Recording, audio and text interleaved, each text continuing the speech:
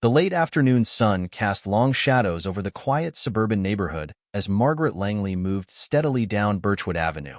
Each step was measured but firm, her evening walks a ritual of solace and routine. The crisp autumn air carried the scent of fallen leaves, and the streets hummed with an unspoken serenity. But as she neared the corner convenience store, the peaceful atmosphere cracked like thin ice under the weight of an unfolding confrontation. A small commotion outside the store's entrance caught her attention. A young black teenager, no older than 17 or 18, stood with his palms raised in a defensive posture, his back pressed against the brick wall. His wide, fearful eyes flickered between the towering police officer before him and the growing number of onlookers frozen in uncertainty. The officer's voice, sharp and accusatory, cut through the air like a blade. Margaret knew the officer, Officer Brennan. She had seen him around, his presence always stiff, his movements rigid with an air of unease. He was not the kind to engage in idle chatter or share a friendly nod with the neighborhood residents. And now, he loomed over the boy like a storm cloud ready to break. Margaret's step faltered. She hesitated at the corner, watching, listening. Though she couldn't make out every word, the hostility was unmistakable. The boy, Jaden, she thought his name might be, was barely speaking, his body language speaking volumes where words failed him. The officer's hand hovered near his holster, a silent threat lingering between them. A few bystanders had gathered, their faces tense, their gazes darting between each other, searching for the courage to intervene. The older man who owned the store stood behind the glass door, peering out with visible anxiety. Margaret felt a familiar knot tighten in her stomach. She had seen enough over the years to recognize when a situation teetered on the edge of disaster. Most people her age might have kept walking. It wasn't their business. It wasn't their fight. But Margaret Langley had spent her life teaching children to stand up for what was right, to confront injustice even when it was difficult. It was a lesson she would not abandon now. Taking a deep breath, she stepped forward. "Excuse me, officer." Her voice was steady, though her heart pounded harder than she cared to admit. Brennan turned slowly, his hand still hovering near his holster. His gaze landed on Margaret, flickering with irritation. His squared shoulders and tightened jaw spoke volumes before he even uttered a word. "Ma'am, I'd advise you to mind your own business," Brennan said, his tone measured but carrying no real respect. Margaret's knees trembled beneath her long skirt, but she refused to waver. "I'm sorry, officer, but I don't see any reason why you're treating him this way. He's just a boy. He's not doing anything wrong." Brennan's scowl deepened. "He's been loitering outside this store, and I asked him to leave. He refused. Now he's resisting." Margaret glanced at Jaden, who shook his head slightly, his lips pressed tight together. He looked less like a troublemaker and more like someone caught in the wrong place at the wrong time. "It doesn't look like he's resisting anything," Margaret said, her voice unwavering despite the unease curling in her stomach. "It looks like he's scared. Maybe if you talk to him instead of—" "Enough," Brennan snapped, cutting her off. His voice echoed down the quiet street, startling the onlookers into silence.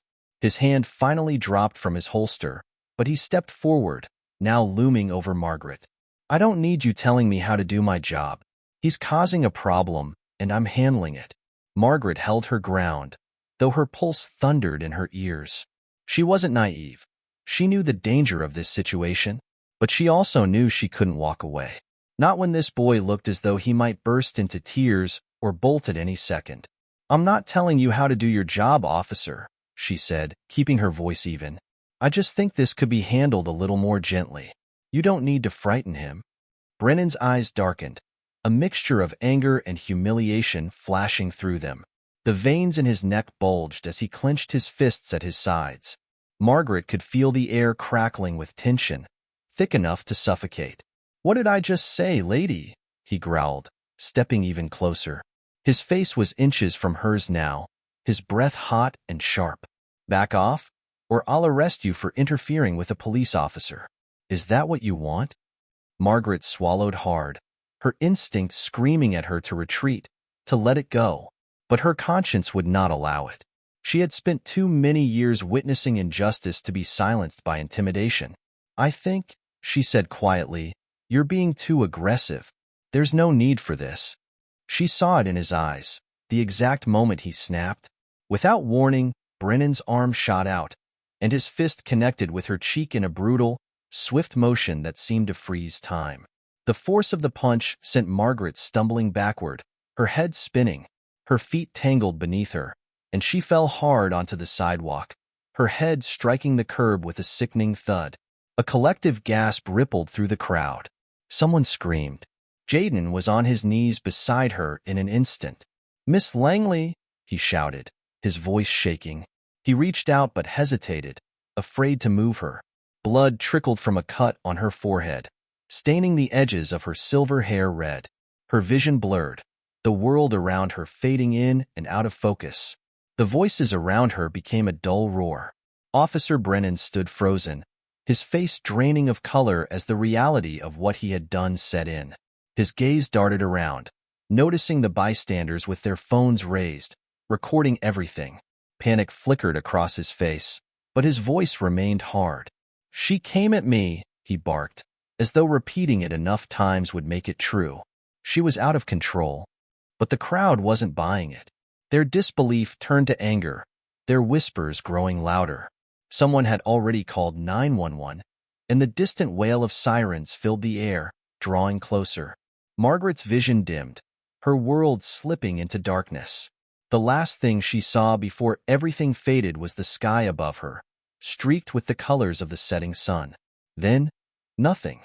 The ambulance wove through traffic, its sirens blaring as paramedics worked urgently inside.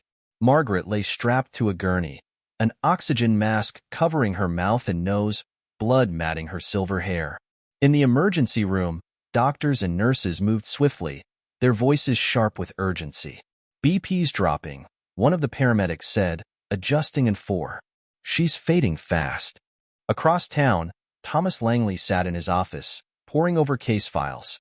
As the district attorney, he was in the middle of building a corruption case against several officers under investigation. His phone buzzed on his desk, a number he didn't recognize. "Mr. Langley, this is Nurse Evans from St. Luke's Emergency. Your mother, Margaret Langley, has been admitted. She's in critical condition." Thomas stood frozen, the weight of the words sinking in like lead. His mother, assaulted? A dull roar filled his ears as the pieces struggled to connect. "I'm on my way," he said, already reaching for his jacket. And as he sped toward the hospital, his thoughts were already shifting. His mother wasn't just a victim. This was personal. And justice was no longer just a professional pursuit. It was his mission.